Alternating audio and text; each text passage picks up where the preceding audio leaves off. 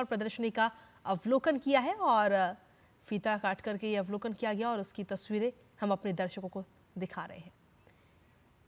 साथ ही आपको बता दें कि आज 2 कार्यक्रमों का उद्घाटन प्रधानमंत्री की तरफ से किया गया है। इंडिया मोबाइल कांग्रेस का भी उद्घाटन आज प्रधानमंत्री की तरफ से किया गया और ये प्रदर्शनी का अवलोकन प्रधानमंत्री ने किया है और उस दौरान की ये बेहद ही खास तस्वीरें।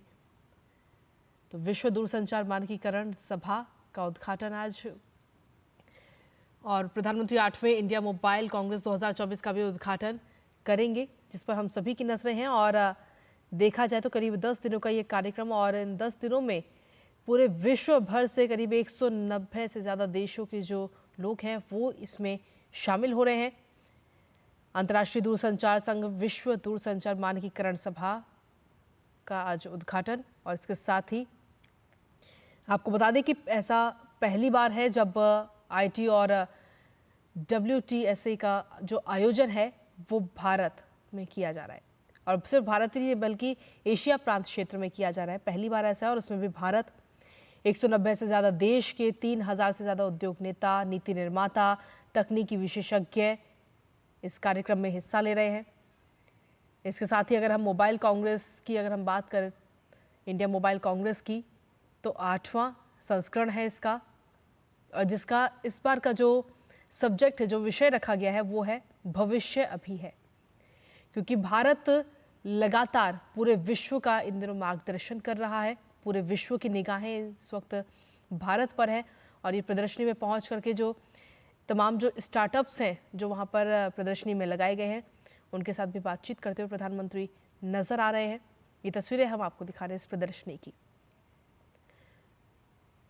तो भारत की मेज़बानी में देश को वैश्विक दूरसंचार एजेंडे को आकार देना, साथ ही भविष्य की जो तमाम प्रौद्योगिकियां हैं उनके लिए दिशा निर्धारित करने में महत्वपूर्ण भूमिका निभाने का ये अवसर और सभी की नज़रें इस पर टिकी हुई हैं लगातार। तो प्रधानमंत्री नरेंद्र मोदी इस वक्त वहाँ पर पहुँच चुके हैं और अब से कुछ देर बाद इस कार्यक्रम को संबोधित करते हुए भी नजर आएंगे। कुल मिलाकर पिछले कुछ सालों में जिस तरीके से भारत लगातार प्रगति कर रहा है, खासतौर पर डिजिटल के क्षेत्र में अगर हम बात करें, 5G के क्षेत्र में हम बात करें या फिर आर्टिफिशियल इंटेलिजेंस की हम बात करें, तो हर क्षेत्र में भारत अग्रसर है और पूरा विश्व की निगाहें सिर्फ भारत पर। और इसी पर ताज़ा अपडेट ले लेते हैं। हमारे साथ में हमारे सहयोगी शैलेंद्र इस वक्त जुड़ गए हैं। शैलेंद्र, जिस तरीके से ये जो कार्यक्रम है आज के, काफ़ी महत्वपूर्ण ये कार्यक्रम और ख़ासतौर पर इसलिए कि पहली बार ऐसा है जब एशिया प्रांत क्षेत्र में, उसमें भी भारत में ये कार्यक्रम किया जा रहा है। भारत मेज़बानी कर रहा है इस कार्यक्रम की और 190 से ज़्यादा देश इसमें हिस्सा ले रहे हैं। निश्चित तौर पर बहुत महत्वपूर्ण है और हम देख रहे हैं कि जो भारत की तकनीक की प्रगति है वो दुनिया देख रही है। जिस तरह से हम 6G विजन पर काम कर रहे हैं कि कैसे 6G तकनीक स्वदेश में भारत की तकनीक विकसित हो, और हम जानते हैं कि 5G तकनीक को तेजी से देश में आगे बढ़ाने का काम भी किया जा रहा है। और भारत का जो फोकस है उस बात पर है कि कोई भी क्षेत्र अछूता ना रहे जहां पर इंटरनेट कनेक्टिविटी ना हो, जहां पर दूरसंचार प्रौद्योगिकी न हो, और उस दिशा में हम देख रहे हैं कि बहुत महत्वपूर्ण ये सम्मेलन है। हमने हमेशा तकनीक के क्षेत्र में जो प्रगति की है वो दुनिया इसको देख रही है कि किस तरह से भारत ने ऑप्टिकल फाइबर बिछाने का काम किया है। आज हमारे अधिकतर गांव ऑप्टिकल फाइबर से कनेक्ट हो गए हैं और उसकी वजह से हम जानते हैं कि आधुनिक प्रौद्योगिकी का लाभ गांव-गांव में मिल रहा है।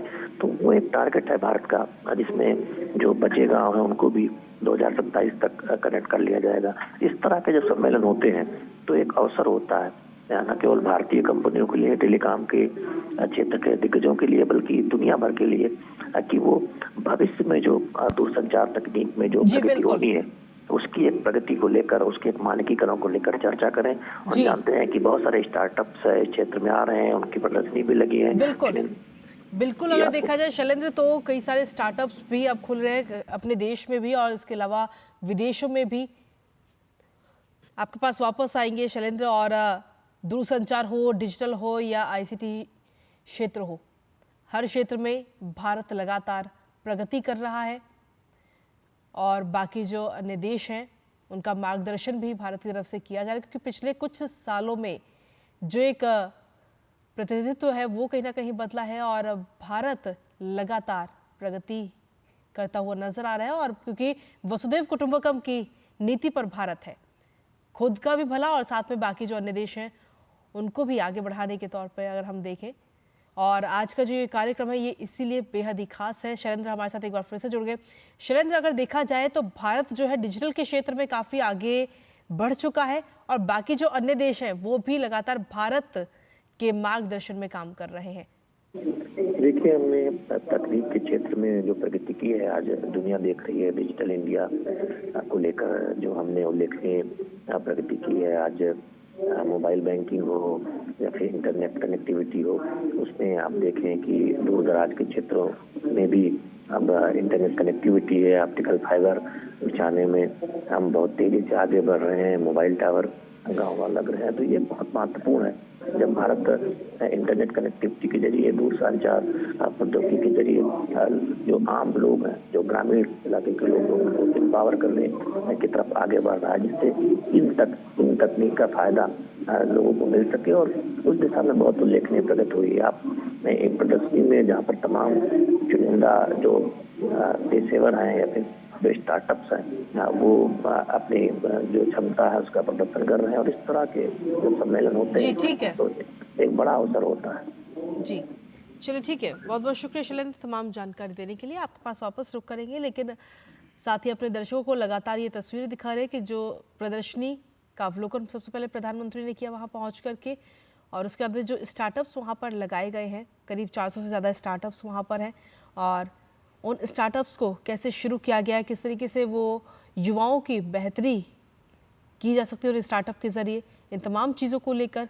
प्रधानमंत्री इस प्रदर्शनी का अवलोकन कर रहे हैं। और ये तस्वीरें हम अपने दर्शकों को लगातार दिखा रहे हैं, क्योंकि प्रधानमंत्री नरेंद्र मोदी खुद ये मानते हैं कि जो युवा है आज का, वही देश का भविष्य है। और ख़ासतौर पर पिछले कुछ सालों में जिस तरीके से भारत के अंदर स्टार्टअप्स की संख्या काफ़ी ज़्यादा बढ़ी है, युवा, जब आज के युवाओं की अगर हम बात करें तो अधिकतर युवाओं की यही सोच है कि कुछ नया किया जाए, कुछ नया स्टार्ट किया जाए।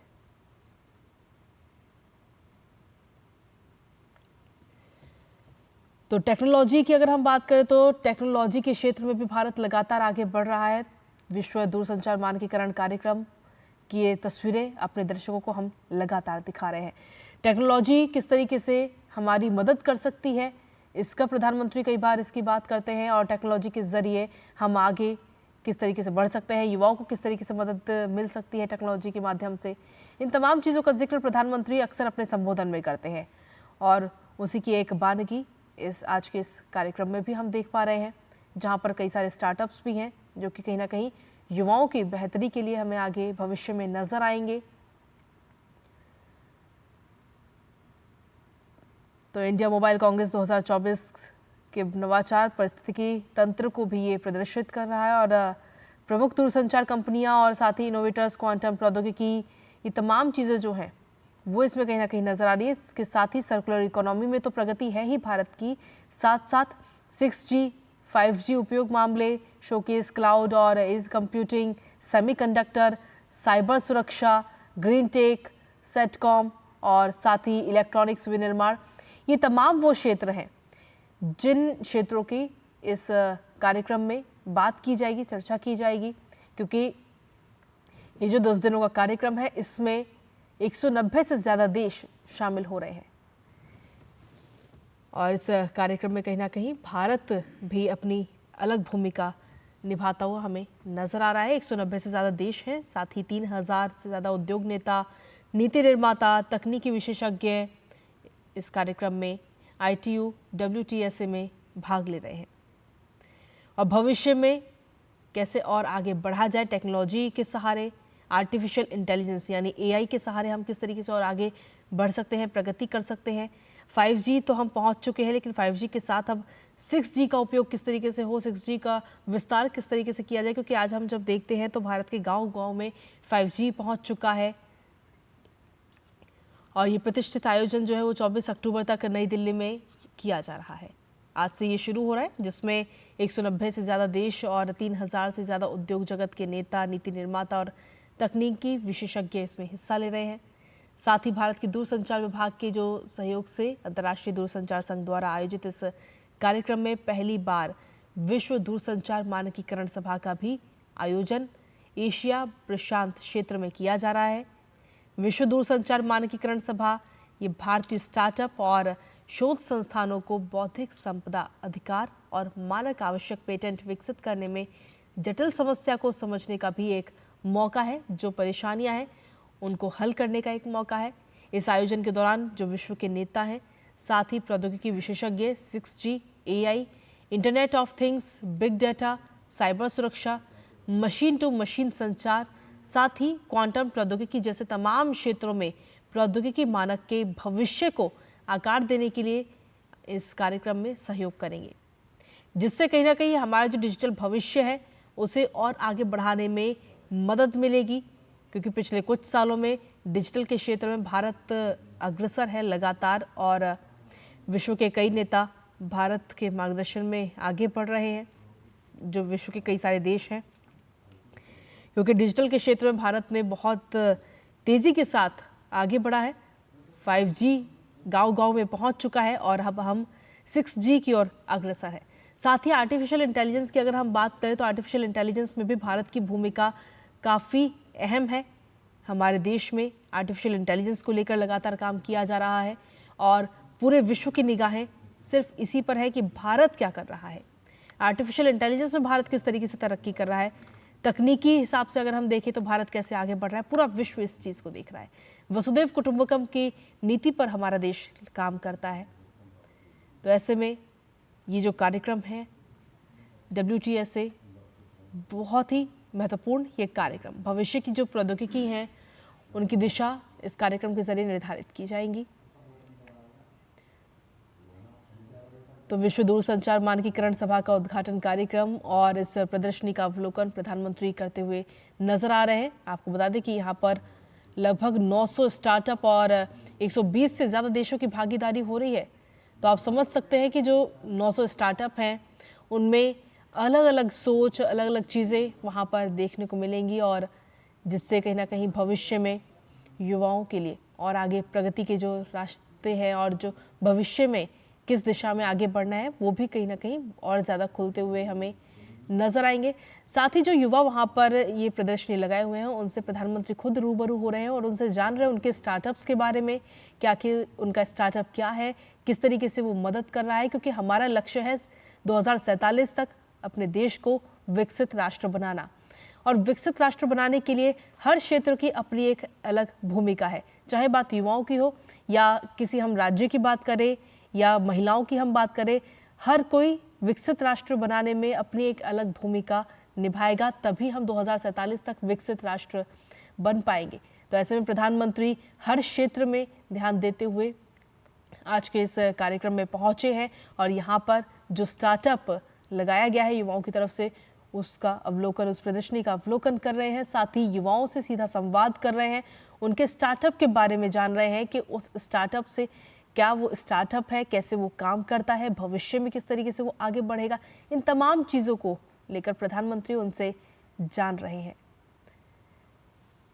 तो काफ़ी खास और महत्वपूर्ण ये कार्यक्रम अंतर्राष्ट्रीय दूरसंचार संघ, विश्व दूरसंचार मानकीकरण सभा और साथ ही 8वें इंडिया मोबाइल कांग्रेस 2024, इसका 8वां संस्करण है। विश्व दूरसंचार मानकीकरण सभा की अगर हम बात करें तो पहली बार ये मौका है जब इसकी मेज़बानी भारत की तरफ से की जा रही है, और इस 10 दिनों तक चलने वाले इस कार्यक्रम में 190 से ज़्यादा देशों के 3000 उद्योग नेता इसमें शामिल हैं, नीति निर्माता, तकनीकी विशेषज्ञ इसमें हिस्सा ले रहे हैं। कहीं ना कहीं ये एक देखा जाए तो ये वो मंच है जो सबकी सोच के लिए एक नया मंच कहीं ना कहीं बन रहा है। भारत की बात तो होगी ही इसमें, लेकिन भारत के साथ साथ जो विश्व के तमाम जो अन्य देश हैं वो भी इस मंच पर अपनी बात रखते हुए नजर आएंगे। आर्टिफिशियल इंटेलिजेंस की बात करें या फिर हम डिजिटल क्षेत्र की बात करें तो इसमें जो परेशानियां, जो मुश्किलें सामने आती हैं उनका हल किस तरीके से निकाला जाए, इसको लेकर भी ये एक मंच है और इस पर अपनी बात कहीं ना कहीं बाकी अन्य देश भी रखते हुए नजर आएंगे। भारत मोबाइल कांग्रेस की अगर हम बात करें तो 8वां संस्करण है और 400 से ज़्यादा प्रदर्शक, 900 स्टार्टअप और 120 से ज़्यादा देशों की भागीदारी इसमें नजर आती है। तो भारत जो है वो इस कार्यक्रम की मेजबानी तो कर ही रहा है, जिससे देश को वैश्विक दूरसंचार एजेंडे को आकार देना, साथ ही भविष्य की जो प्रौद्योगिकी है उनके लिए दिशा निर्धारित करने में महत्वपूर्ण भूमिका निभाने का भारत के लिए ये अवसर है। युवाओं के लिए नए रास्ते इस कार्यक्रम के बाद कहीं ना कहीं खुलेंगे, क्योंकि प्रधानमंत्री नरेंद्र मोदी हमेशा ये जोर देते हैं युवाओं के लिए कि कुछ अलग कीजिए, कुछ नया इनोवेट कीजिए टेक्नोलॉजी के जरिए। टेक्नोलॉजी आजकल बहुत ज़्यादा आगे बढ़ चुकी है, तो उसका सहारा लेकर के कुछ नया इनोवेट कीजिए। तो उस दिशा में भी अगर हम देखें तो युवाओं के लिए और कई सारे रास्ते भी खुलेंगे और भारत जो लक्ष्य है हमारा विकसित राष्ट्र का, उस संकल्प को भी पूरा करने में इसके ज़रिए हमें मदद मिलेगी। तो ये जो कार्यक्रम है उसमें महत्वपूर्ण भूमिका निभाने का भारत को ये अवसर मिला है। विश्व दूरसंचार मानकीकरण कार्यक्रम, जिसमें प्रदर्शनी इस वक्त लगी हुई है, इस प्रदर्शनी का अवलोकन करते हुए प्रधानमंत्री नरेंद्र मोदी नजर आ रहे हैं।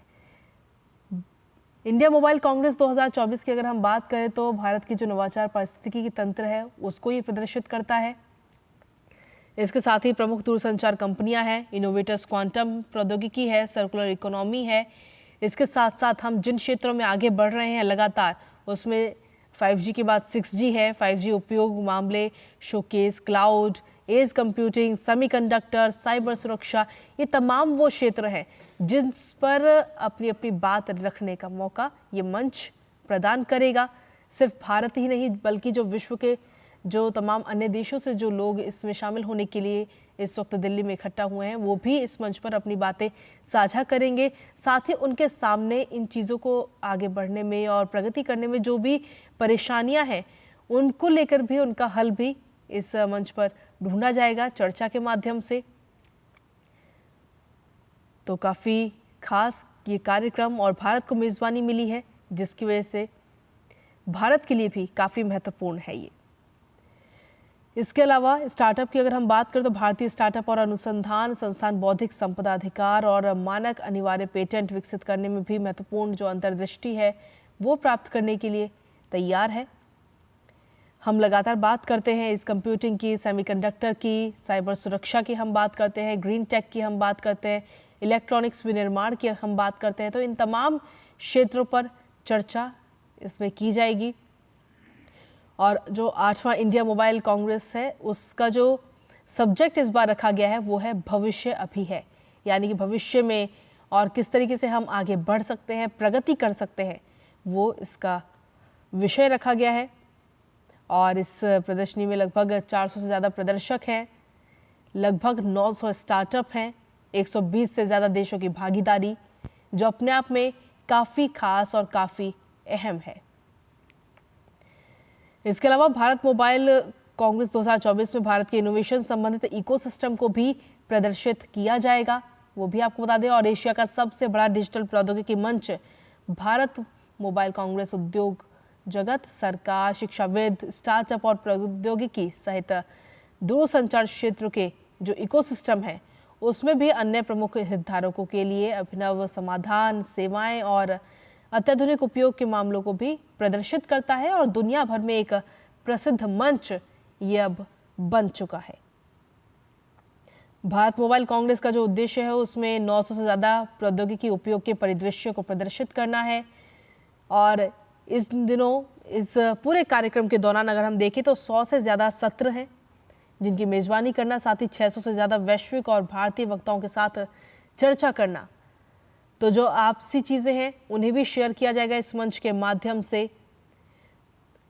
तो काफ़ी महत्वपूर्ण भूमिका भारत की भी इसके ज़रिए रहने वाली है, क्योंकि भारत अगर हम देखें तो हर क्षेत्र में लगातार आगे बढ़ ही रहा है। आर्टिफिशियल इंटेलिजेंस हो, डिजिटल का क्षेत्र हो या फिर इसके अलावा तमाम जो अन्य क्षेत्र हैं, भारत हर क्षेत्र में लगातार प्रगति कर रहा है। और विश्व के जो देश हैं वो इस वक्त भारत पर सभी की निगाहें हैं।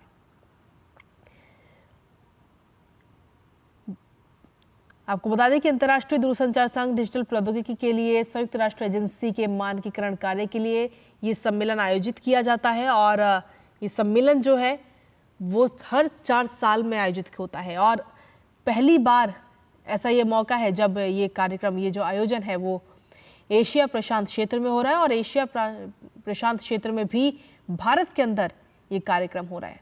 भारत को इसकी मेजबानी मिली है।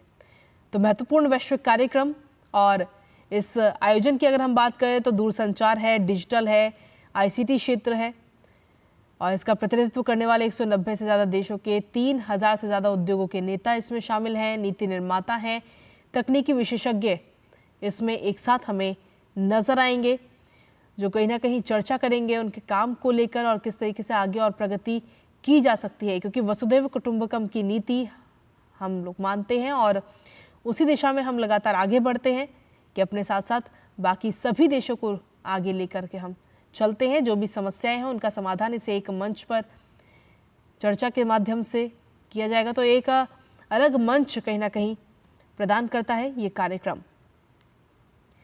और इस कार्यक्रम में स्टार्टअप भी काफ़ी सारे हैं, 400 से ज़्यादा प्रदर्शक इसमें हैं, 900 स्टार्टअप इस कार्यक्रम में हिस्सा ले रहे हैं। और ये प्रदर्शनी इस वक्त आप देख रहे हैं, फिर चाहे वो तकनीकी के माध्यम से हो, आर्टिफिशियल इंटेलिजेंस का हो या डिजिटल के क्षेत्र में हो, 5G तक हम पहुंच चुके हैं, क्योंकि आज भारत के गांव-गांव में 5G नेटवर्क है। और 5G के बाद अब हमारा अगला टारगेट है 6G। 6G को किस तरीके से हम आगे बढ़ते हैं और उसे सभी लोगों के बीच में लेकर आते हैं, तो उस पर भी हम सभी की निगाहें हैं। तो काफ़ी खास आज का ये कार्यक्रम, तो सुबह से ये शुरू हो चुका है दिल्ली के भारत मंडपम में। अंतर्राष्ट्रीय दूरसंचार संघ विश्व दूरसंचार मानकीकरण सभा का उद्घाटन, और 190 से ज़्यादा देश इसमें हिस्सा ले रहे हैं। 3000 उद्योग नेता, नीति निर्माता और तकनीकी विशेषज्ञ इसमें हिस्सा ले रहे हैं। इसका अगर हम मुख्य नज़रिए देखें तो भारत किस तरीके से आगे बढ़ेगा और भारत के साथ साथ जो विश्व के अन्य तमाम जो देश हैं वो किस तरीके से आगे बढ़ रहे हैं। सेमीकंडक्टर की बात हम करते हैं, साइबर सुरक्षा की हम बात करते हैं, क्योंकि एक भारत श्रेष्ठ भारत की नीति के साथ सभी पूरे जो विश्व है उसकी निगाहें इन दिनों इस वक्त भारत पर हैं। और भारत इस वक्त ये मेज़बानी कर रहा है, जो कि अपने आप में काफ़ी खास और काफ़ी अहम है। तो 8वें इंडिया मोबाइल कांग्रेस 2024 का भी उद्घाटन प्रधानमंत्री करेंगे। फिलहाल ये प्रदर्शनी की तस्वीरें हम आपको दिखा रहे हैं, और सम्मेलन जो है भविष्य की प्रौद्योगिकियों के लिए कहीं ना कहीं दिशा निर्धारित करता हुआ नजर आएगा। और जो बाकी अन्य देश हैं, 190 से ज़्यादा देश जो हैं वो इसमें शामिल हो रहे हैं, तो वो भी अपनी अपनी बात इस मंच के माध्यम से रखते हुए नजर आएंगे। साथ ही जो समस्याएं हैं और किस तरीके से आगे बढ़ा जा सकता है उसका भी कहीं ना कहीं हल निकाला जाएगा, और एक दिशा कहीं ना कहीं निर्धारित इसमें की जाएगी। आपको बता दें कि 100 से ज़्यादा सत्र इन 10 दिनों में आयोजित किए जाएंगे, जिसमें हर देश की तरफ से अपनी अपनी बात इस मंच पर रखी जाएगी। और अब से कुछ ही देर बाद प्रधानमंत्री नरेंद्र मोदी इस कार्यक्रम का उद्घाटन भी करेंगे, साथ ही इस कार्यक्रम को संबोधित भी प्रधानमंत्री करते हुए नजर आएंगे। तो भविष्य के लिए जो प्रौद्योगिकी हैं उनके लिए दिशा निर्धारित करने में महत्वपूर्ण भूमिका निभाने का जो ये अवसर है वो इस बार भारत के पास है। भारतीय स्टार्टअप और अनुसंधान संस्थान बौद्धिक संपदा अधिकार और जो मानक अनिवार्य पेटेंट विकसित करने में महत्वपूर्ण अंतर्दृष्टि प्राप्त करने के लिए भी तैयार है। तो जो स्टार्टअप के लिए जो लोग वहां पर पहुंचे हैं उनसे प्रधानमंत्री सीधा संवाद कर रहे हैं, उनसे बात कर रहे हैं कि उनका स्टार्टअप, क्या स्टार्टअप है उनका और कैसे उनके दिमाग में आया कि क्या किया जा सकता है इस चीज़ को लेकर के, आगे कैसे बढ़ना है और ये स्टार्टअप और लोगों की किस तरीके से मदद करेगा। इन तमाम चीज़ों को लेकर प्रधानमंत्री खुद सीधा संवाद कर रहे हैं। इस प्रदर्शनी की ये तस्वीरें हम आपको दिखा रहे हैं। तो विश्व दूरसंचार मानकीकरण कार्यक्रम और साथ ही यहाँ प्रदर्शनी का अवलोकन प्रधानमंत्री नरेंद्र मोदी करते हुए नजर आ रहे हैं। इस कार्यक्रम की अगर हम बात करें तो हर 4 साल में एक बार ये कार्यक्रम होता है और पहली बार भारत को ये मौका मिला है। भारत के पास इस बार मेजबानी है और पहली बार ये एशिया प्रशांत क्षेत्र में एक कार्यक्रम हो रहा है जिसमें भारत को ही मेजबानी मिली है, क्योंकि भारत पिछले कुछ सालों में लगातार हर क्षेत्र में आगे बढ़ रहा है और हर कोई भारत की तरफ ही निगाहें टिकाए हुए हैं कि भारत का किस तरीके से आगे बढ़ रहा है, क्योंकि हर कोई ये जानता है और ये मानता है कि भारत ने पिछले कुछ सालों में प्रगति तेजी के साथ की है, हर क्षेत्र में प्रगति की है। तो ये तस्वीरें हम आपको दिखा रहे हैं, प्रदर्शनी की ये तस्वीरें, जहां प्रधानमंत्री नरेंद्र मोदी इस वक्त पहुंचे हुए हैं और इस प्रदर्शनी में जिन लोगों ने इस प्रदर्शनी में शामिल हुए हैं, जो लोग, उनके साथ सीधा संवाद प्रधानमंत्री कर रहे हैं। टेक्नोलॉजी के क्षेत्र से अगर हम देखें तो प्रधानमंत्री खुद कहते हैं कि टेक्नोलॉजी का सहारा लीजिए और अपनी ज़िंदगी में आगे बढ़िए, तकनीक का सहारा लेते हुए तकनीक का इस्तेमाल कीजिए, चीज़ों को सरल बनाने के लिए। प्रधानमंत्री खुद इस चीज़ का जिक्र कई बार अपने संबोधन में कर चुके हैं। तो उसी तकनीक के माध्यम से और किस तरीके से आगे बढ़ा जा सकता है, तकनीक के साथ साथ तमाम चीज़ों को और ध्यान में रखते हुए, फिर चाहे वो आर्टिफिशियल इंटेलिजेंस फिर या फिर डिजिटल की बात जब हम करते हैं, तो ये हमने देखा है कि पिछले कुछ सालों में किस तरीके से भारत जो है वो डिजिटल के क्षेत्र में आगे बढ़ा है, क्योंकि आज की तारीख में लेन देन जो है वो यूपीआई के माध्यम से होने लगा है। छोटे छोटे मार्केट भी जब हम लोग जाते हैं तो वहाँ पर हम देखते हैं कि यूपीआई के ही माध्यम से पेमेंट ली जा रही है, जिससे कहीं ना कहीं डिजिटल क्षेत्र को और बढ़ावा मिल रहा है। और भारत ने जिस तरीके से डिजिटल के क्षेत्र में कदम आगे बढ़ाए हैं और लगातार प्रगति कर रहा है, उसको लेकर के बाकी जो अन्य देश हैं वो भी इस वक्त भारत से सीख ले रहे हैं, भारत के मार्गदर्शन में आगे बढ़ रहे हैं कि आखिर डिजिटल के क्षेत्र में कितनी तेज़ी से हम लोग आगे बढ़े। बात अगर आर्टिफिशियल इंटेलिजेंस की हो तो आर्टिफिशियल इंटेलिजेंस को लेकर भी पूरा विश्व जो है लगातार चर्चा करता है।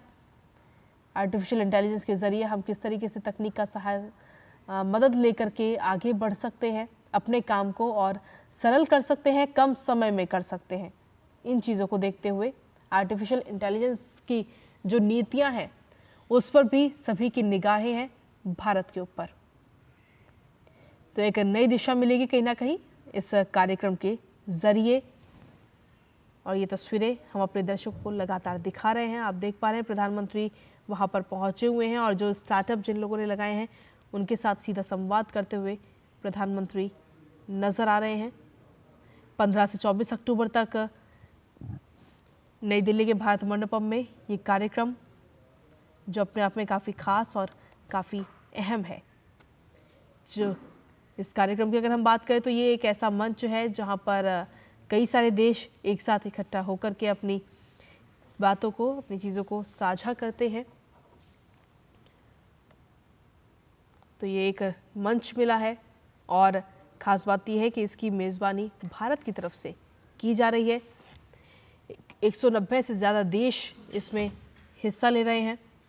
10 दिनों तक ये कार्यक्रम चलेगा, 24 अक्टूबर तक ये कार्यक्रम होगा और 10 दिनों में 100 से ज़्यादा सत्र होंगे जिसमें अलग अलग विषय पर चर्चा की जाएगी। हर कोई अपनी बातों को इस मंच पर साझा करेगा, किसके सामने किस तरीके की समस्याएं आती हैं। नई पीढ़ी की अगर बात करें तो नई पीढ़ी की प्रौद्योगिकियों के लिए भी निर्धारित मानकों पर इस कार्यक्रम में चर्चा होगी। विश्व दूरसंचार मानकीकरण सभा 2024, जिसका मेज़बानी इस बार भारत कर रहा है और इतिहास में पहली बार है कि ये कार्यक्रम जो है, ये जो आयोजन है वो एशिया प्रशांत क्षेत्र में हो रहा है और जिसमें वैश्विक नेता भी हिस्सा ले रहे हैं, टेक्नोलॉजी एक्सपर्ट्स भी इसमें हिस्सा ले रहे हैं। इसके साथ ही artificial intelligence, IoT, big data, cyber सुरक्षा, क्वांटम टेक्नोलॉजी जैसे तमाम क्षेत्रों में भविष्य की कार्य योजना पर चर्चा की जाएगी।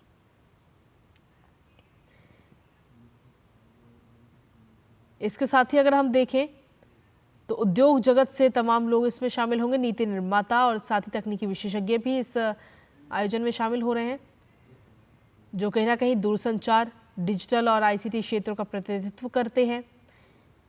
और इस कार्यक्रम में 6G, AI, IoT, big data, cyber सुरक्षा आदि जैसी नई पीढ़ी की प्रौद्योगिकियों के लिए निर्धारित मानकों पर चर्चा इसमें की जाएगी।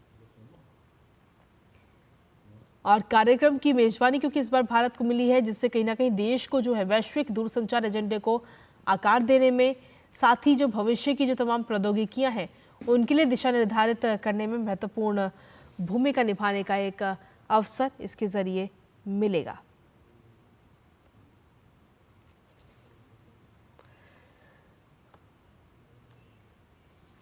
इसके अलावा भारतीय जो स्टार्टअप हैं, क्योंकि हमारे देश में भी पिछले कुछ सालों में लाखों की संख्या में स्टार्टअप नए नए सामने आए हैं, जो युवा हैं वो लगातार स्टार्टअप की ओर बढ़ रहे हैं, कुछ नया इनोवेट कर कर आगे बढ़ रहे हैं।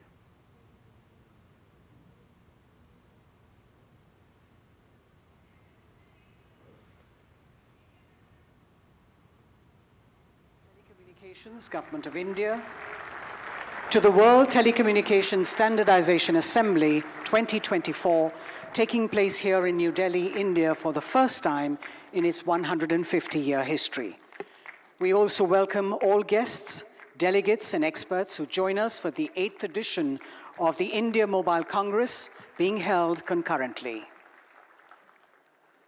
May I request the Honorable Minister of Communications and Development of Northeastern Region, Shri Jyotiraditya Scindia, to please welcome all our delegates, participants, and guests.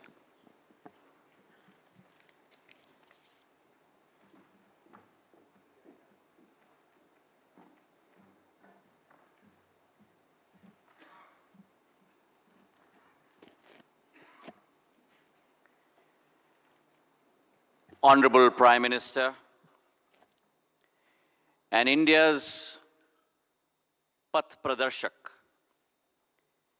Adarniya Shri Narendra Modi ji, Secretary General of the ITU, Ms. Doreen Bogdan-Martin, esteemed leaders, innovators, and policymakers. It is with a sense of great pride and joy that I warmly welcome all of you to this momentous occasion, where we declare open not one, but two landmark events for our telecom sector. The World Telecom Standardization Assembly, convened by the International Telecommunication Union, and the Indian Mobile Congress. It is our singular honor to have between us the Prime Minister of India, Shri Narendra Modi ji, to grace us with his presence.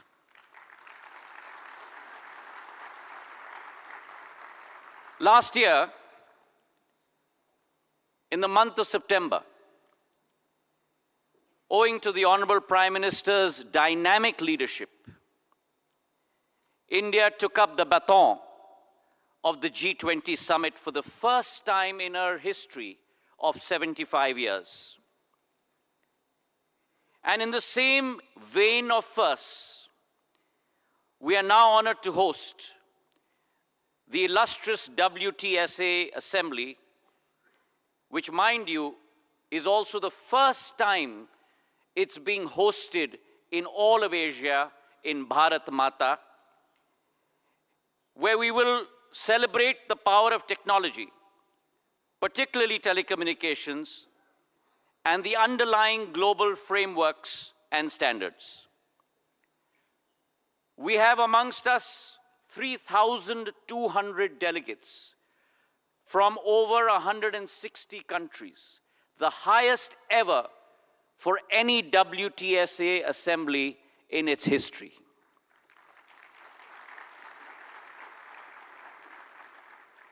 We are confident that this will, along with the Indian Mobile Congress in its 8th edition, which is South Asia's largest digital technology gathering, this will serve as a breeding ground for innovation, but also showcase India's impending but inevitable emergence as a global hub for telecommunications across the world.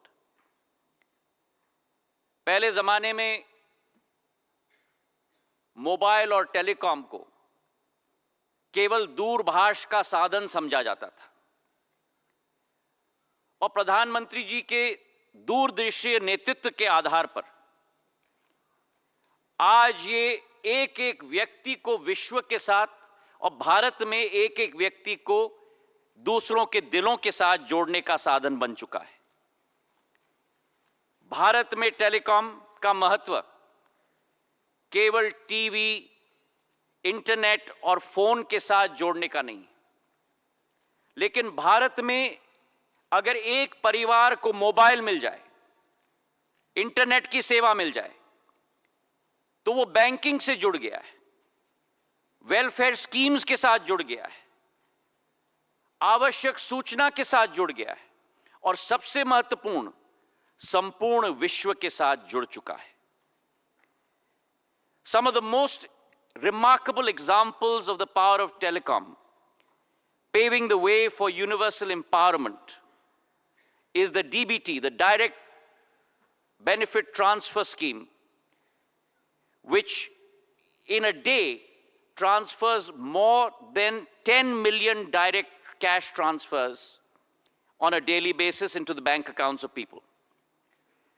अभी हाल ही में कुछ दिन पूर्व हमारे प्रधानमंत्री जी ने 93 million किसानों के खातों में प्रधानमंत्री किसान सम्मान निधि के आधार पर 20,000 करोड़ रुपए, मतलब $2.5 बिलियन सीधे उनके खाते में पहुंचाने का कार्य किया है, जो शायद विश्व के किसी देश में नहीं होता, प्रधानमंत्री जी के नेतृत्व के आधार पर भारत में संभव हो पाया है। It's a fundamental change in the approach towards technology development. And India has ushered in this fundamental change due to the leadership of Prime Minister Narendra Modi ji, who has always put people at the heart of progress. His motto, सबका साथ, सबका विकास, सबका विश्वास और सबका प्रयास, combined with his second motto, one earth, one family, and one future. It is the combination of these two mottos that leads India under Prime Minister Narendra Modi's leadership into one of the leading sectors and leading countries on the Committee of Nations. It is this motto of connected the unconnected that informed policy making is part of India's fabric today. When it comes to the area of telecom, we are steadfastly bridging the gap between the digital haves and the have-nots through the BharatNet program, which is the world's largest rural broadband connectivity program at over $10 billion in the last 3 years alone, laying 700,000 kilometers of fiber. Our success has staggering numbers associated with it. Mobile connections in India have risen from 904 million to over 1.16 billion today. Broadband connectivity in India 10 years ago was restricted to only 60 million users. Today, it's a staggering 924 million users. OFC fiber in India was only 11 million route kilometers. Today, it is 41 million route kilometers. And these staggering numbers of growth are accompanied by a digital payment system, 4G stack, the UPI interface, जिन आविष्कारों के आधार पर भारत की और विश्व की digital economy के pillars बनने जा रहे हैं. The credit for this goes single-minded pursuit of our Prime Minister Narendra Modi ji for building world-class infrastructure. It is our resolve today in India that we shall bring policies up to speed with the changing times and the challenges that confront us. The recent changes to the Telecommunications Act 2023 is a case in point. It has been designed such a way so as to modernize India's telecom framework, drawing light upon hitherto unaddressed areas, such as the high potential sector of satellite communications, addressing the challenges of the digital era, the most important being cybersecurity. The telecom sector, much like other growth critical sectors in India, is aggressive, is ambitious, and its outlook in our journey from our Amrit Kal to our Shatabdi Kal is to lead the world. Today, by mid of next year, we will have rolled out 4G across the length and breadth of India. 100% saturation will be completed. We've had the fastest 5G rollout in India, 450,000 BTSs, 98% of districts covered, 90% of all villages covered in a span of only 21 months. And this attitude put forward by the Prime Minister of not just embracing but bracing ourselves to becoming the first mover in the 6G technology. It is noteworthy that the Indian Mobile Congress and the International 6G Symposium demonstrates both local and global advancements in 6G and also design principles that will shape the future of telecom. With our Bharat 6G Alliance, where we hope to contribute at least 10% of patents to 6G standardization, it is our belief and our commitment that India followed the world in 4G. We marched with the world in 5G, but we shall lead the world in 6G.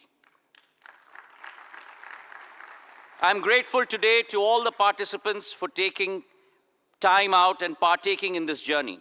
And we certainly hope the next 10 days will align our visions and define our paths towards telecom, but more importantly, for a more connected world. और इसी के साथ भारत यानी दुनिया की दूसरी सबसे बड़ी टेलीकॉम मार्केट और भविष्य की टेलीकॉम हब में आप सब लोगों का बहुत बहुत स्वागत है। जय हिंद, जय Bharat.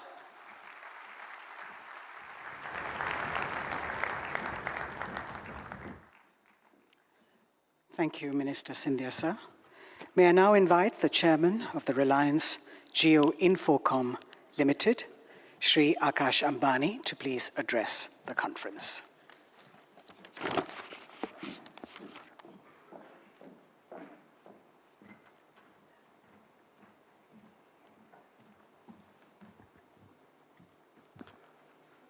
Most respected Prime Minister Shri Narendra Modi ji, Honorable Minister of Communications Shri Jyotiraditya Scindia ji, Honorable Minister of State for Communications Dr. Chandrasekhar Pemasani ji, Chairman of DOT Dr. Neeraj Mittal ji, my esteemed senior colleagues from the industry, and distinguished delegates, Namaste. My heartiest congratulations to our visionary and incredibly dynamic leader, Shri Narendra Modi ji, for gracing this edition of the India Mobile Congress in his historic third term as Prime Minister. Adharnya Pradhan Mantri ji, under your visionary guidance, the India Mobile Congress has grown in stature and achieved global standing, making it a significant platform for digital innovation and collaboration. Because of your encouragement to the industry and innovation, India has been digitally transformed by perhaps the biggest digital revolution in history. In New India, in Modi ji's India, there's no more business as usual.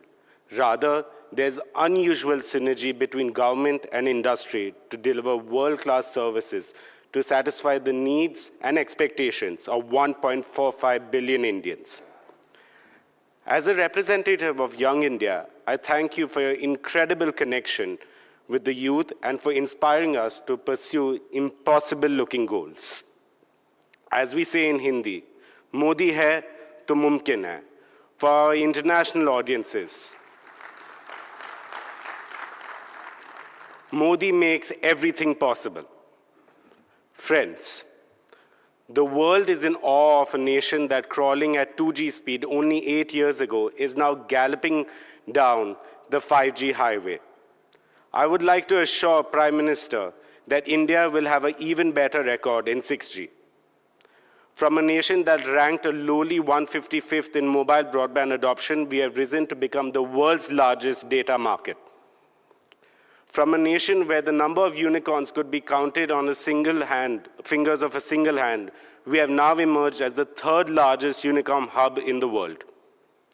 UPI has become the world's #1 digital payment system. Today, India stands as the only large country in the world that has one of the lowest mobile data prices and yet one of the fastest internet speeds. India's per capita data consumption of over 30 GB is one of the highest in the world. But that is only half the picture. The other half tells you India's story of digital transformation is an example of inclusivity. Modi ji has ensured that innovation leads to more inclusion. He has democratized digital technology and used it as a tool to take the benefits to the last mile, leaving no one behind. प्रधानमंत्री नरेंद्र मोदी जी, आपके दूरदर्शी नेतृत्व ने एक चमत्कार कर दिया। भारत में अब सिर्फ सबका साथ, सबका विकास ही नहीं, बल्कि सबका डिजिटल साथ और सबका डिजिटल विकास भी हो रहा है। India's digital revolution has spread to the remotest corners of our nation. Over 530 million unbanked Indians have been brought into the financial system through Jan Dhan accounts. To put things into perspective, 530 million is more than the combined population of the US, UK, France, and Canada. What is even more heartening is that over 300 million of these account holders are women. I feel both proud and humbled that Jio has played a significant part in this remarkable transformation. Distinguished participants, I take the opportunity of the India Mobile Congress to present 2 suggestions for the kind consideration of our Prime Minister. My first suggestion: artificial intelligence is the most revolutionary tool of transformation invented by the human mind. It will disruptively transform every aspect of our life, every facet of our society, every sector of our economy, and bring in an era of unimaginable abundance and efficiency. With AI, India has the potential to completely transform the manufacturing sectors, including SMEs, so that India becomes a new age factory and new age service center for the world. The agriculture sector, so that our farmers can become prosperous by growing more with less water. The health sector, so that quality healthcare for all can become a reality. The education sector, so that every Indian student can have the best of learning opportunities. AI is absolutely critical for realizing our dream of a Viksit Bharat by 2047. Therefore, India, under your leadership, should urgently embrace AI with a holistic strategy driven by maximum Atmanirbhar efforts. At Jio, we have begun our efforts to bring benefits of AI to every Indian, just as we did with mobile broadband. We are committed to democratizing AI, offering powerful AI models and services to everyone in India at affordable prices. Towards this end, we are laying the groundwork for a national AI infrastructure. My second suggestion: the scale and speed of multilingual data generation in India, which will drive the AI revolution, will grow exponentially. We request the government to expedite the updating of the 2020 draft of the data center policy that Indian data should remain in India data centers. Therefore, Indian companies ready to set up AI and machine learning data centers should get all necessary incentives, including incentives for power consumption. Indian mobile companies, along with the thriving ecosystem, are in a position to offer solutions to the rest of the world, including developed nations. India needs an accelerated talent generation on a scale that is necessary to make India a global AI leader. Some of the existing jobs will evolve, and many more exciting opportunities for employment and entrepreneurship are going to be created in a rapid way, just like during the adoption of computers and the internet. In conclusion, it is our promise not only that India will lead the charge in mobile innovation, but we will fully embrace the power of AI to create a connected, intelligent future that is truly transformative for every Indian. Thank you. Jai Hind, Jai Bharat.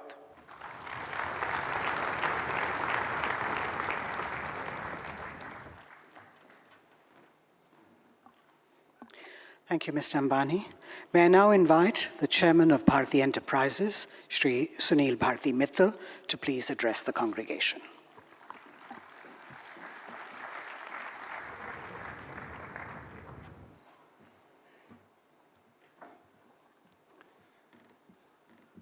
आदरणीय प्रधानमंत्री लोकप्रिय Modi ji, Honorable Minister of Communications, Mr. Scindia, Honorable Minister of State, Dr. Chandrasekhar, other senior government dignitaries, Secretary General ITU, and a long-standing friend of mine for over 20 years, Doreen, and many of my industry colleagues who are here today.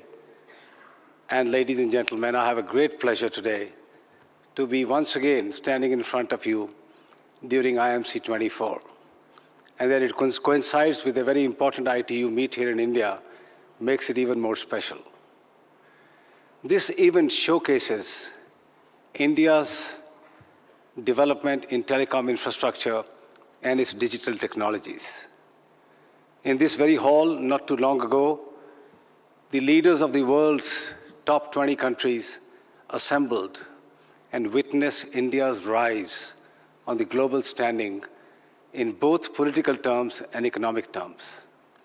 But what the world has sat up and noticed and has been awestruck is the digital revolution in this country. I have been a long traveler on this journey. Since 1983, I've been a part of India's telecom story, but I can tell you that the real story began when Prime Minister Modi ji took charge in 2014. He knew the power of technology. He used it in Gujarat for the benefit of the citizens of Gujarat and the society. He realized that if India has to achieve its place on the top table of the world, technology needs to be put to use. And one of the main pillars of his vision was Digital India. That fired up all the entrepreneurs who are connected with telecom and digital services. That ushered in the 4G revolution in this country within 2 years of his assumption of office. That brought in smartphones in the hands of not just rich urban Indians, but in the poorer Indians in the most rural and hinterlands of India.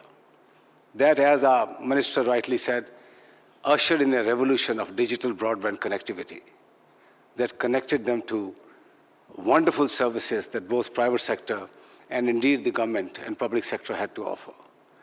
That spawned a number of startups in this country, turning many of them into unicorns and bringing in billions of dollars from the world. That stage was set to be used for Prime Minister's second term in 2019, when he came in and recognized that India is highly dependent on imports of telecom equipment and digital equipment. India at that time was importing nearly $500 billion worth of equipment from all over the world, including from our neighboring country. He asked Indian entrepreneurs and world corporations to come and set up manufacturing bases in India. And I mentioned this before here, India had lost the manufacturing race in the previous 20, 30 years to China and other parts of the world. That call to action has resulted in today India becoming a major manufacturing hub where the animal spirits of Indian entrepreneurs and the global corporations are unleashed by the support of a massive productivity-linked incentive program, the PLI, as well as ushering in the most complicated, complex process which no other country has really initiated in a manner that India has of trusted sources and trusted products. Today, every element in this country that is coming goes through the detailed eye of National Security Council on Telecom. Every source, every product, every element of India's network that connects our nation passes through that rigorous test of trusted networks and trusted products. This is seminal development which other countries need to follow very quickly. Before the second term expired, he recognized that India may be left behind and become a follower once again in 5G. He asked Department of Telecom and the Indian operators to gear up and launch 5G at the fastest pace possible. And I'm glad to report, and I'm sure most of you in this room are connected to a 5G network, India not only launched the fastest 5G networks in the country, not just in urban areas, but including all the villages and rural areas, and more network rollouts are happening as we speak every day, every month. And within a matter of next 12 to 18 months, again, each and every part of the country will be connected through a very powerful 5G network. That was, to my mind, the seminal contribution of the second term of Honorable Prime Minister Modi.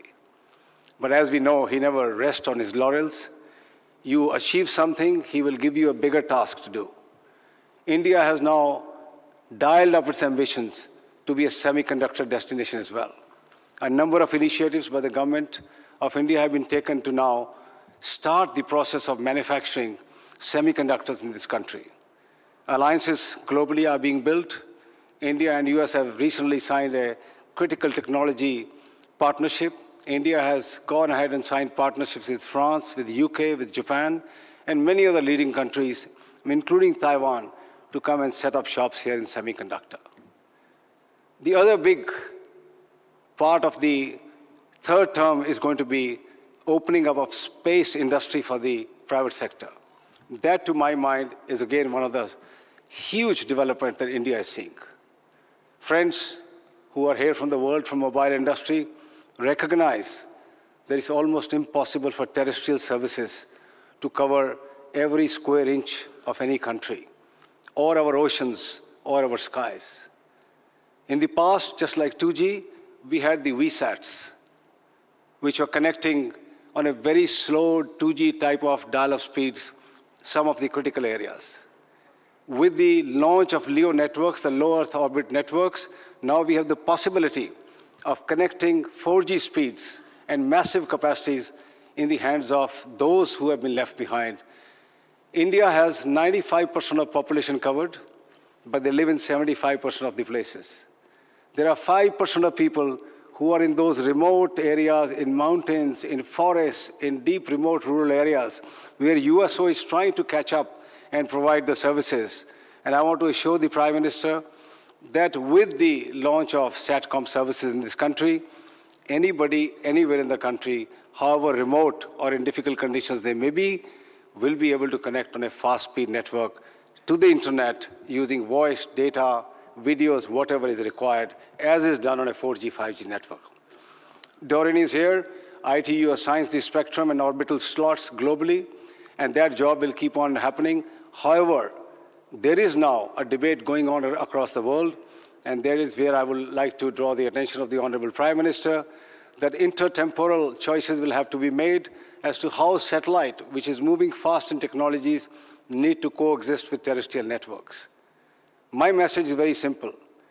Telecom companies around the globe have done a seminal work in connecting the world. They will take the satellite services into the remotest parts of their nations through the USO program and directly through themselves. And those satellite companies who have ambitions to come into urban areas serving elite retail customers just need to take the telecom licenses like everybody else, be bound with the same conditions. They need to buy the spectrum as the telecom companies buy. They need to pay the license fee as the telecom companies do, and also secure the networks like telecom companies do.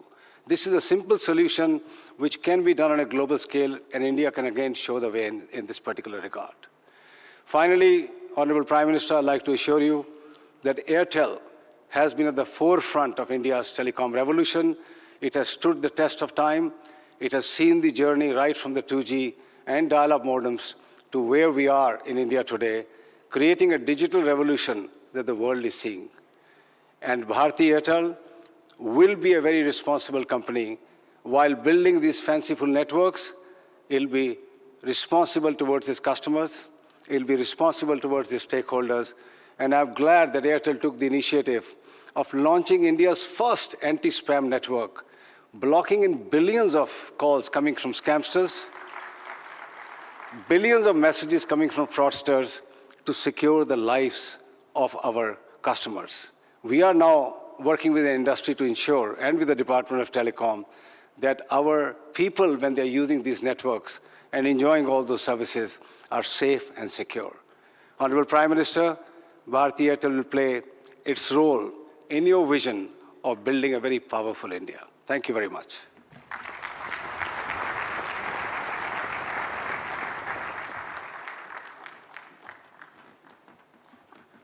Thank you very much, Mr. Mitra. May I now invite the chairman of the Aditya Birla Group, Shri Kumar Mangalam Birla, to please say a few words.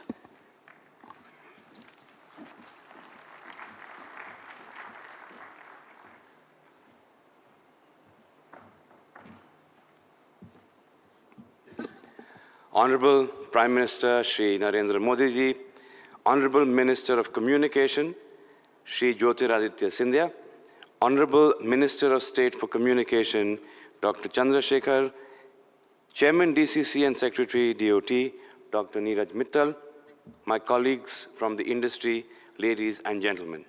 It is a pleasure to be here as we mark the inauguration of the 8th India Mobile Congress and reflect on the remarkable progress made by the telecom sector in delivering connectivity and the benefits of digital transformation to Indian citizens. At the heart of this progress, as we know, lies the steadfast progress support of our government.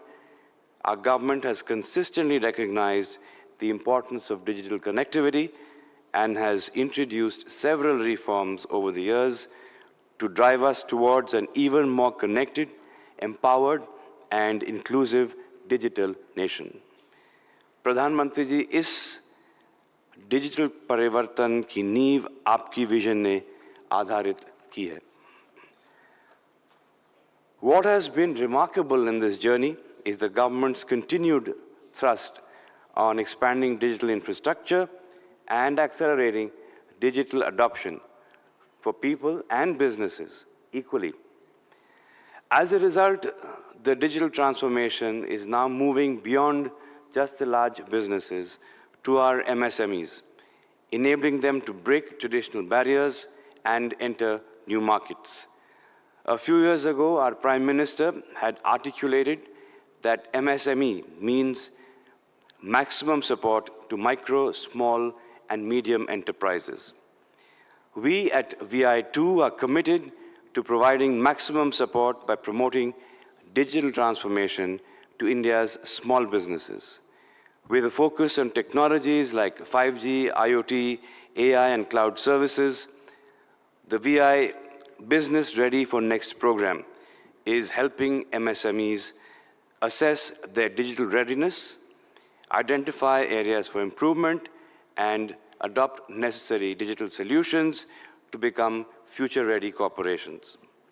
Since its launch in June 2022, over 1.6 lakh MSMEs have used the VI platform.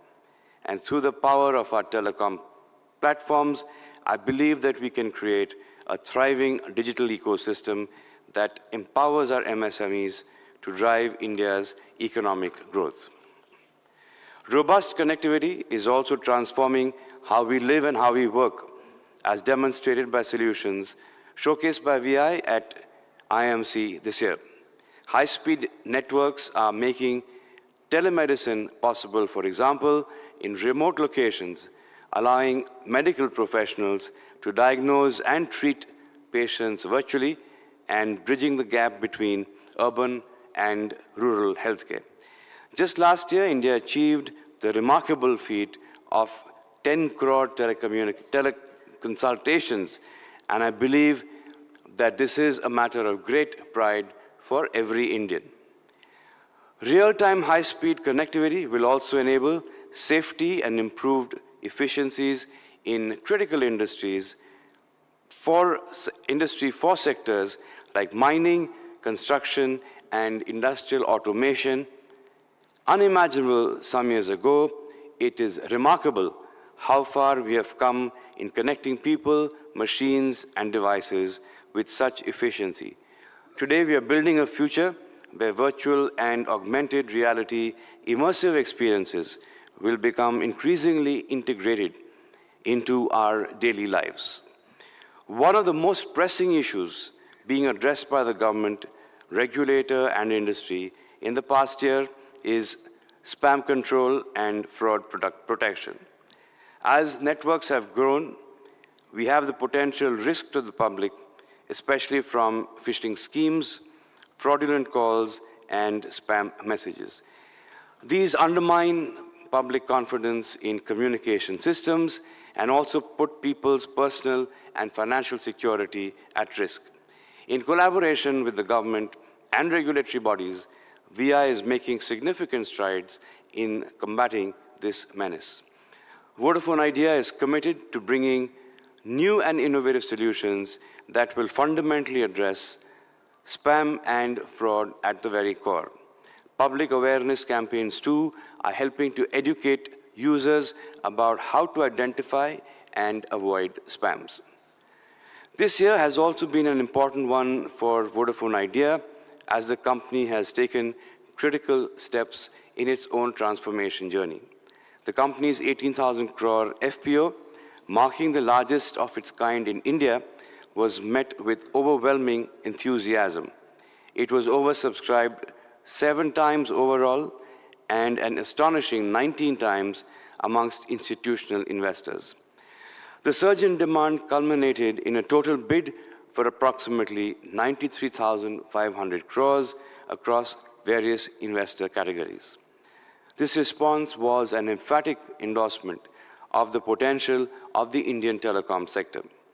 To me, it signaled the faith that investors have in our Prime Minister's bold vision of a digital India. The fundraise has enabled the company to kickstart again its capex cycle. Vodafone Idea has already announced the next phase of capex detail worth $3.6 billion with 3 global partners, Nokia, Ericsson, and Samsung. These are all key steps that place VI on a more secure footing and ensure that the company remains dynamic and competitive. With the continued support of the government, I'm confident that we will do our part to realize the Prime Minister's Digital India destiny. I am a firm believer in the transformative power of India's telecom sector, and I see it as a bridge to a more connected, empowered, and prosperous India. Thank you once again to the government, to our partners, and the entire telecom community for making the past year truly an exceptional one. Thank you.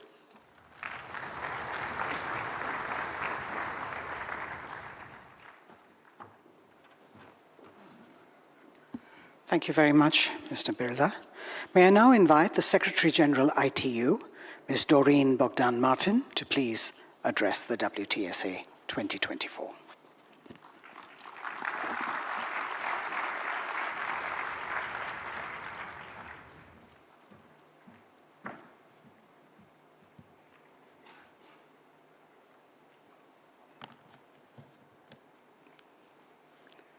Namaste, India.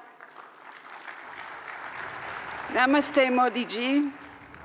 Namaste, Minister Sindhya, Minister Chandrasekhar, Minister Mittal, Chairman Abani, Chairman Mittal, Chairman Birla, Excellencies, ladies and gentlemen, it's a great honor to stand with you here today, with you, Honorable Prime Minister, to open the 2024 World Telecommunication Standardization Assembly and India Mobile Congress in a joint ceremony. I think this is a powerful symbol of the deep ties between the ITU and India.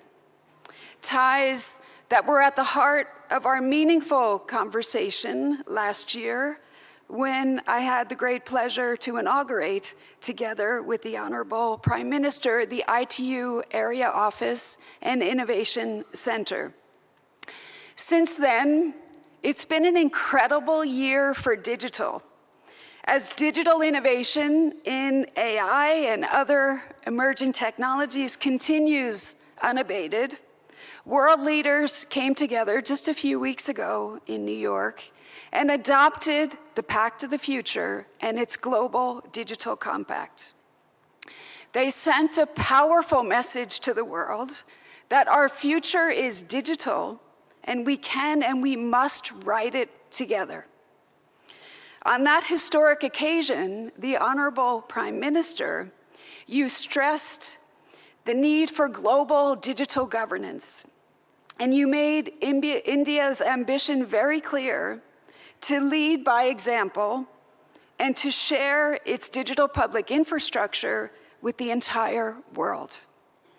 DPI was a big priority during India's G20 presidency, where ITU had the pleasure to be a knowledge partner. The world has a lot to learn from what India has accomplished with the Unified Payments Interface, Aadhaar, and other building blocks of today's digital economy. Standards are the engine that powers these platforms to operate at scale, giving every Indian with a mobile device access to life-changing services. And that's why we're all here today. Because we know that standards build trust. Trust nurtures inclusion, and inclusion can unlock the full potential of digital and emerging technologies for everyone, everywhere, including the third of humanity that's still offline. Honorable Prime Minister, Excellencies, ladies and gentlemen, this global gathering, the first of its kind in Asia, calls for bold, collective action. In the next 10 days, we can, and I firmly believe we can strengthen the role of international standards as the bedrock of global digital governance. One of our most urgent tasks is ensuring that AI is developed responsibly and as a force for good. As we work to drive progress in this decade and beyond, let's ensure that standards help to level the playing field for innovation. Let's align technological progress with digital inclusion. And ladies and gentlemen, together, let's write a digital future that is more connected, that's secure, that's responsible, and that is sustainable for all. Thank you, and Dhanyawad. Thank you.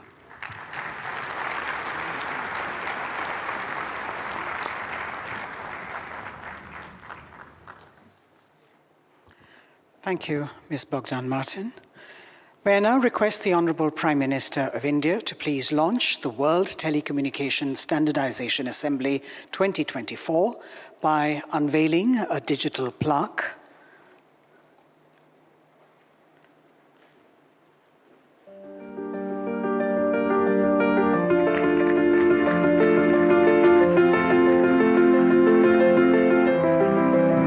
Please be seated, sir. From the land where the ethos of Atithi Devo Bhava, the guest is God, guides our spirit of global unity. India proudly welcomes you to the heart of its capital, New Delhi, for the ITU World Telecommunication Standardization Assembly 2024. Since its inception in 1865, the International Telecommunication Union, ITU, has been at the forefront of global telecommunications, driving innovation and fostering worldwide connectivity. India, proudly joining in 1869, has been a vital partner in this journey. Last year marked a significant milestone in this journey. Bharat में technology सिर्फ mode of power नहीं है, बल्कि mission to empower है. With the ITU area office opening in New Delhi, as a specialized agency of the United Nations, ITU continues to be a driving force in the digital era, bringing together 194 member countries and over 900 sectors and academia members. Every 4 years, the World Telecommunication Standardization Assembly, WTSA, sets global telecom standards and shapes the future of telecommunications worldwide. And for the first time in the history of Asia-Pacific region, this prestigious assembly comes to India as the future of telecommunications is here. The telecom journey towards Vikasit Bharat has seen a dramatic transformation driven by the government of India. With over 1.2 billion subscribers and 900 million internet users, the country now has the world's second largest telecom network. BharatNet initiative has ensured nationwide digital inclusion. India's 5G rollout is among the fastest globally, with more than 100 5G labs enabling innovations in sectors like healthcare, digital payments, agriculture, and education. Median mobile download speeds skyrocketed while prices dropped. As the third largest startup ecosystem, India is enabling ecosystem for innovations in emerging tech like 6G, AI, quantum, fintech, and cyber security. Through the initiatives of the government, India is bridging the digital divide.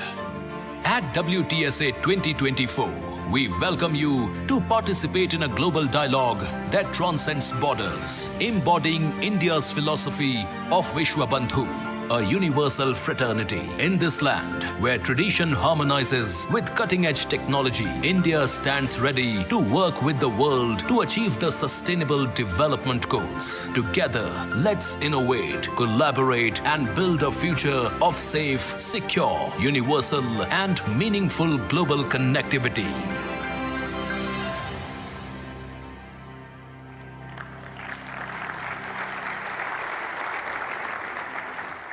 May I also request the Honorable Prime Minister to launch the 8th India Mobile Congress by clicking the remote.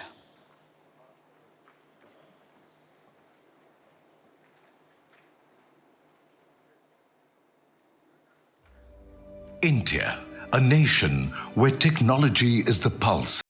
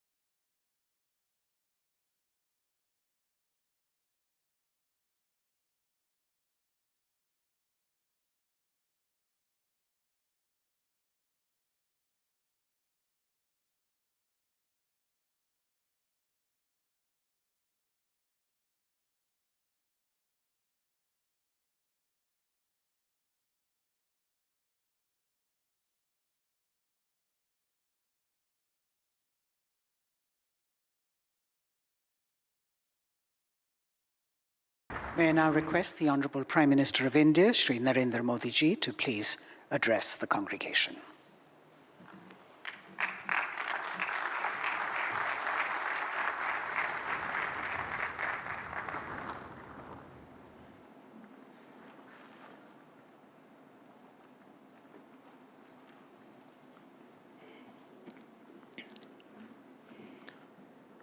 मंत्रिमंडल के मेरे सहयोगी Jyotiraditya Scindia ji, Chandrashekhar ji, ITU की secretary general, विभिन्न देशों के मंत्रीगण, भारत के भिन्न भिन्न राज्यों से आए हुए सब मंत्रीगण, industry leaders, telecom experts, startups की दुनिया के मेरे प्रिय नौजवान, देश दुनिया से आए अन्य महानुभाव,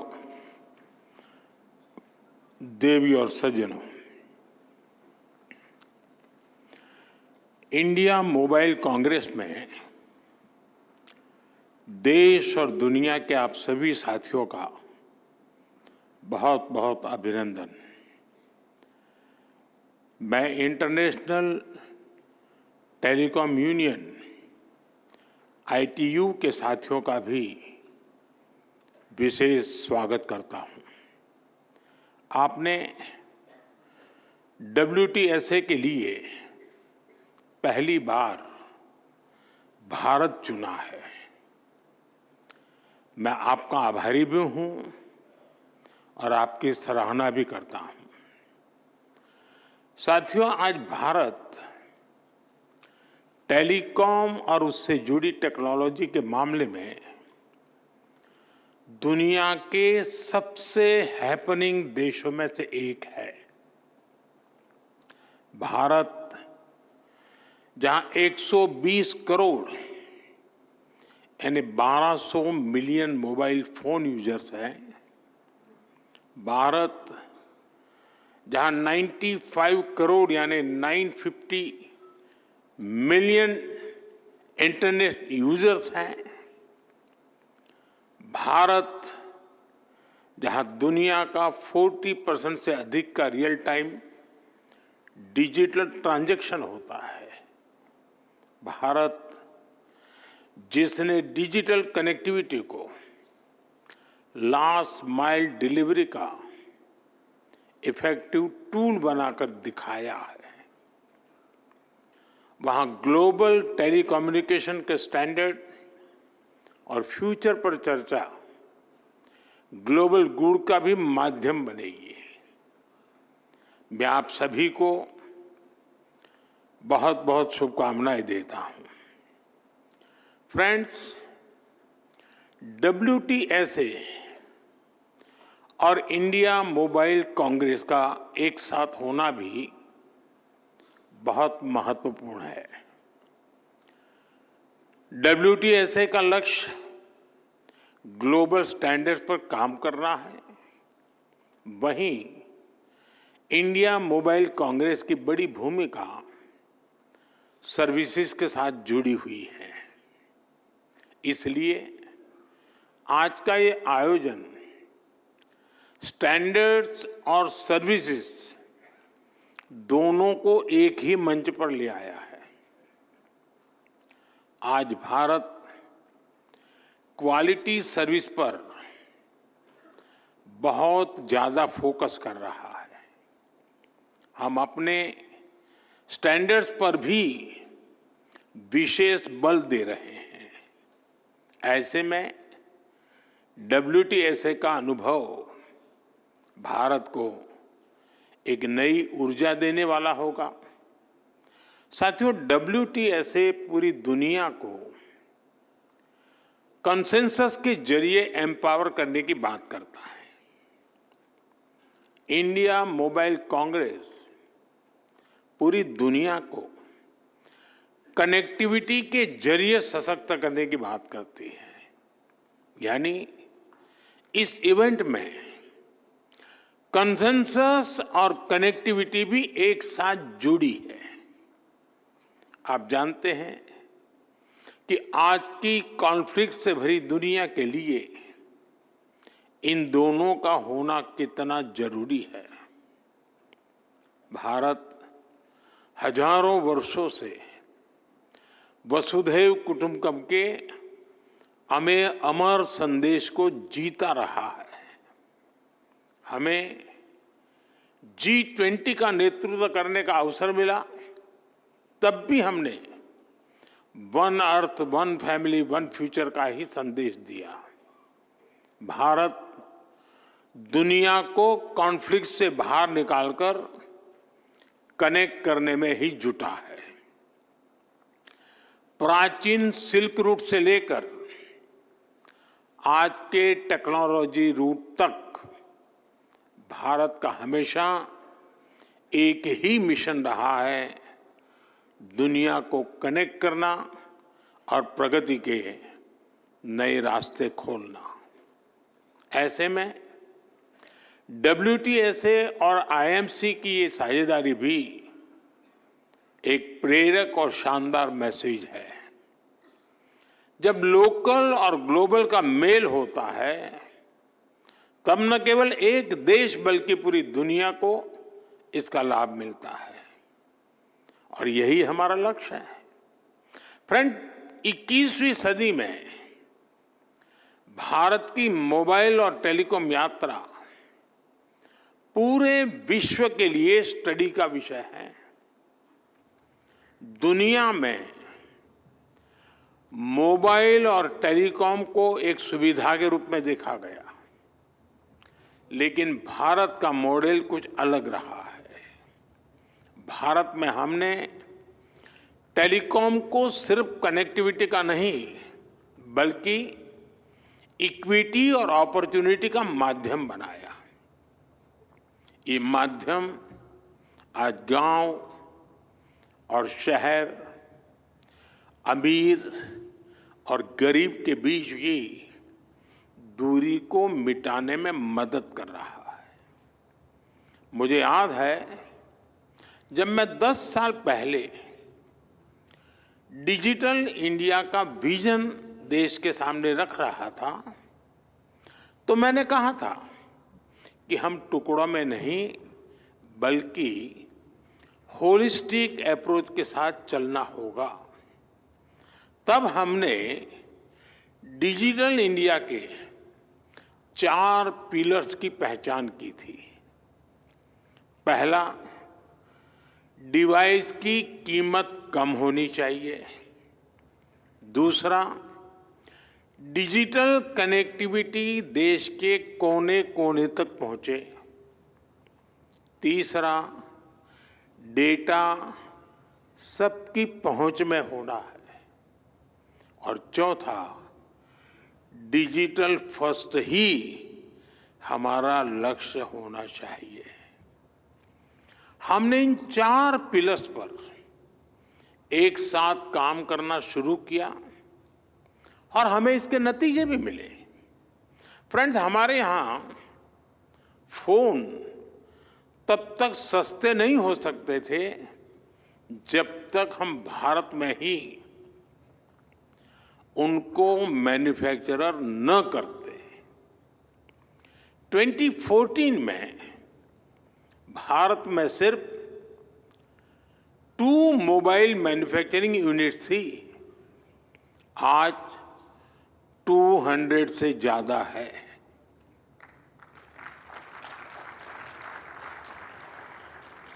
पहले हम ज्यादातर फोन बाहर से इंपोर्ट करते थे, आज हम पहले से 6 गुना ज्यादा मोबाइल फोन भारत में बना रहे हैं। हमारी पहचान एक मोबाइल एक्सपोर्टर देश की है, और हम इतने पर ही नहीं रुके हैं। अब हम चिप से लेकर फिनिश प्रोडक्ट तक दुनिया को एक complete made in India phone देने में जुटे हैं। हम भारत में सेमीकंडक्टर इकोसिस्टम पर भी बहुत बड़ा इन्वेस्टमेंट कर रहे हैं। फ्रेंड्स, कनेक्टिविटी के पिलर पर काम करते हुए भारत में हमने ये सुनिश्चित किया कि हर घर कनेक्ट हो। हमने देश के कोने कोने में मोबाइल टावर्स का एक सशक्त नेटवर्क बनाया, जो हमारे ट्राइबल एरियाज हैं, हिली एरियाज हैं, बॉर्डर एरियाज हैं, वहां बहुत कम समय में ही हजारों मोबाइल टावर लगाए गए। हमने रेलवे स्टेशन और दूसरे पब्लिक प्लेसेस पर वाईफाई की सुविधा दी।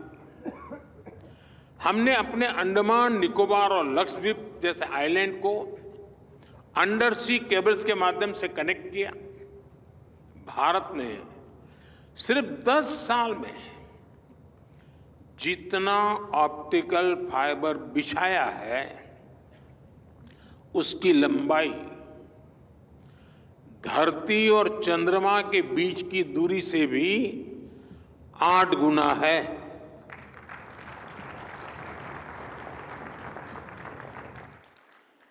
मैं भारत की स्पीड का आपको एक उदाहरण देता हूं।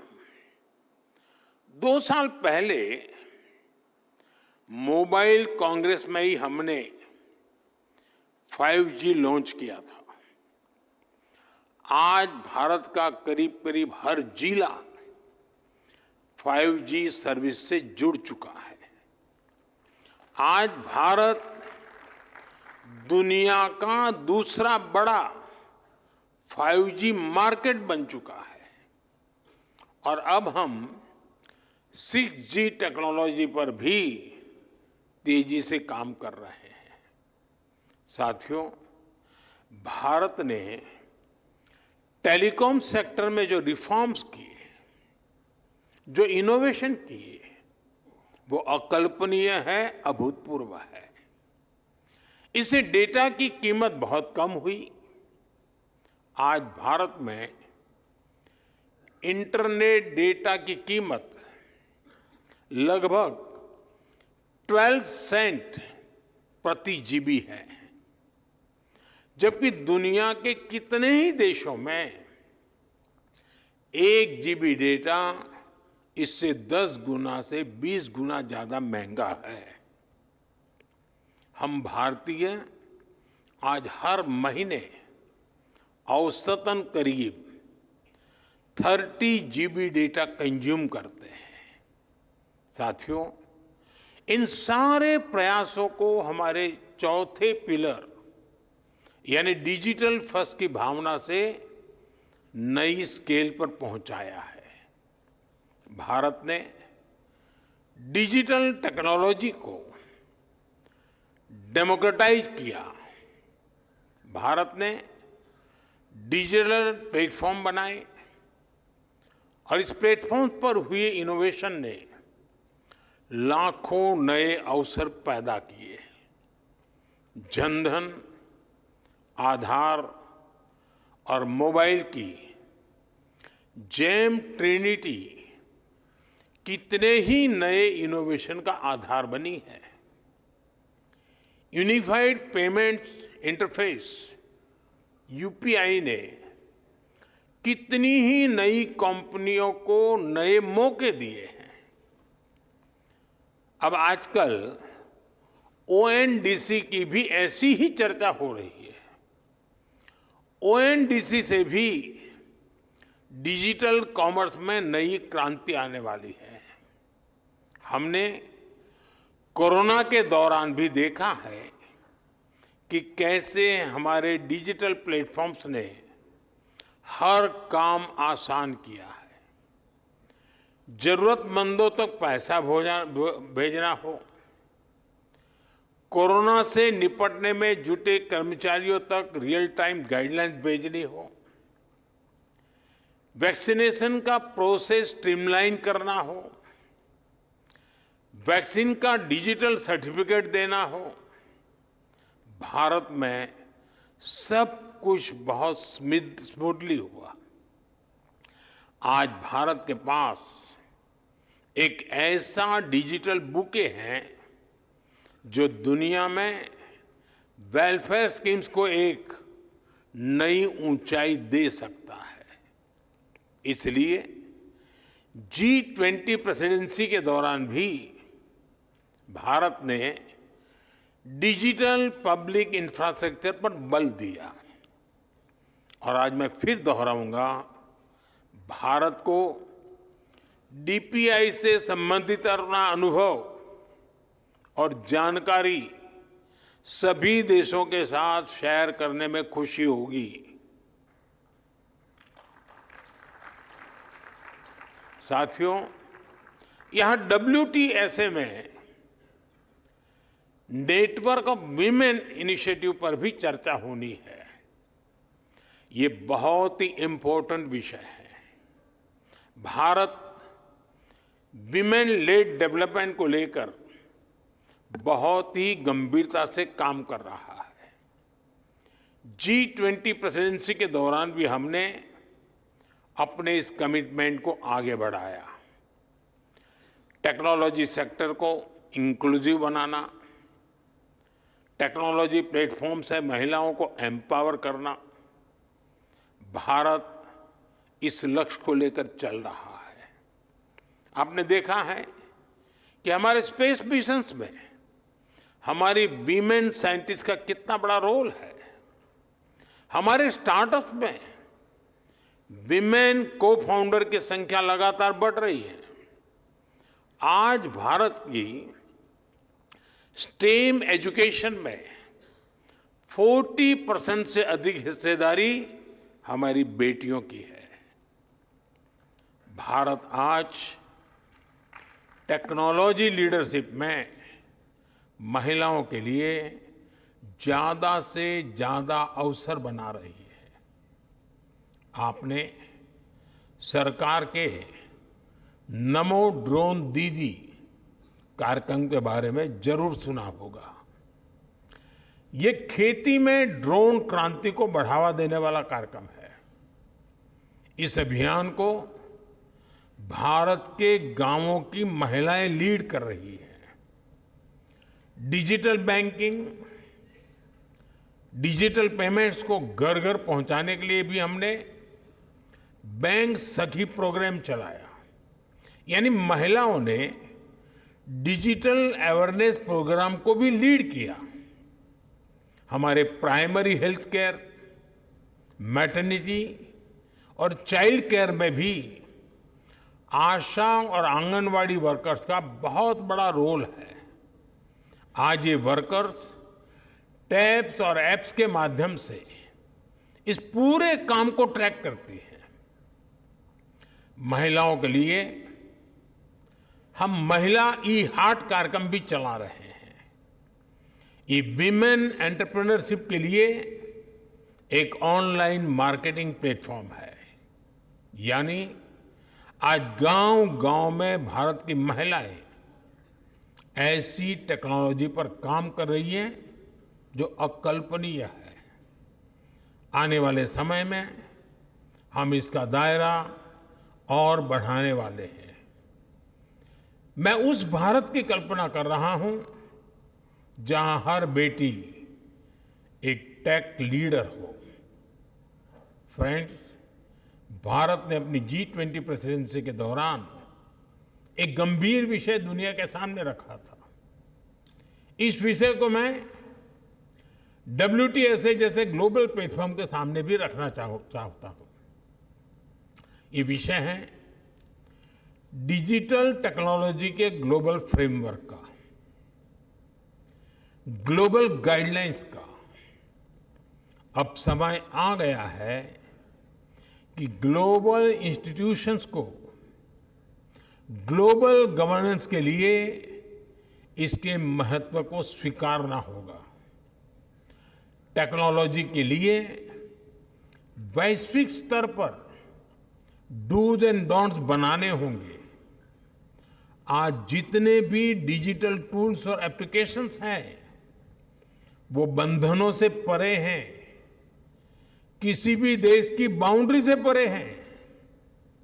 इसलिए कोई भी देश अकेले साइबर थ्रेट से अपने नागरिकों की रक्षा नहीं कर सकता। इसके लिए हमें मिलकर काम करना होगा। ग्लोबल संस्थाओं को आगे बढ़कर जिम्मेदारी उठानी होगी। हम जानते हैं, हमारा अनुभव, जैसे हमने एविएशन सेक्टर के लिए एक ग्लोबल रूल्स एंड रेगुलेशन का फ्रेमवर्क बनाया है, वैसे ही फ्रेमवर्क की जरूरत डिजिटल वर्ल्ड को भी है और इसके लिए WTSA को और अधिक सक्रियता से काम करना होगा। मैं WTSA से जुड़े हर सदस्य से कहूंगा कि वो इस दिशा में सोचें कि कैसे टेलीकम्युनिकेशन को सभी के लिए सेफ बनाया जाए। इस इंटरकनेक्टेड दुनिया में सिक्योरिटी किसी भी तरह से आफ्टर थॉट नहीं हो सकती। भारत के डेटा प्रोटेक्शन एक्ट और नेशनल साइबर सिक्योरिटी स्ट्रेटेजी एक सेफ डिजिटल इकोसिस्टम बनाने के प्रति हमारे कमिटमेंट को दिखाते हैं। मैं इस असेंबली के सदस्यों से कहूंगा, आप ऐसे स्टैंडर्ड्स बनाएं जो इंक्लूसिव हो, सिक्योर हो और भविष्य के हर चैलेंज के लिए एडेप्टेबल हो। आप एथिकल AI और डेटा प्राइवेसी के ऐसे ग्लोबल स्टैंडर्ड्स बनाएं जो अलग अलग देशों की डाइवर्सिटी का भी सम्मान करें। साथियों, ये बहुत जरूरी है कि आज के इस टेक्नोलॉजिकल रिवॉल्यूशन में हम टेक्नोलॉजी को ह्यूमन सेंट्रिक डायमेंशन देने का निरंतर प्रयास करें। हम पर ये जिम्मेदारी है कि ये रिवॉल्यूशन रिस्पॉन्सिबल और सस्टेनेबल हो। आज हम जो भी स्टैंडर्ड सेट करेंगे उससे हमारे भविष्य की दिशा तय होगी। इसलिए सिक्योरिटी, डिग्निटी और इक्विटी के प्रिंसिपल्स हमारी चर्चा के केंद्र में होने चाहिए। हमारा मकसद होना चाहिए कि कोई देश, कोई रीजन और कोई कम्युनिटी इस डिजिटल युग में पीछे न रह जाए।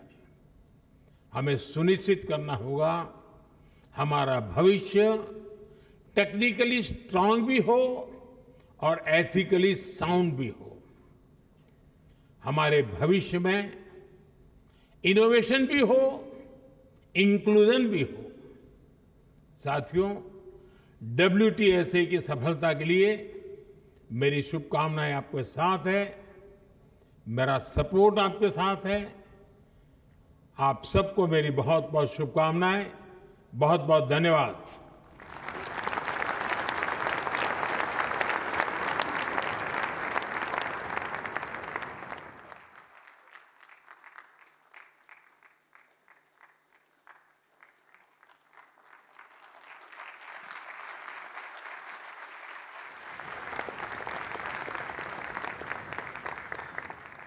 Thank you, Mr. Prime Minister, sir. We are indebted to you for gracing and inaugurating the WTSA and IMC, and will cherish the time you have spent with us.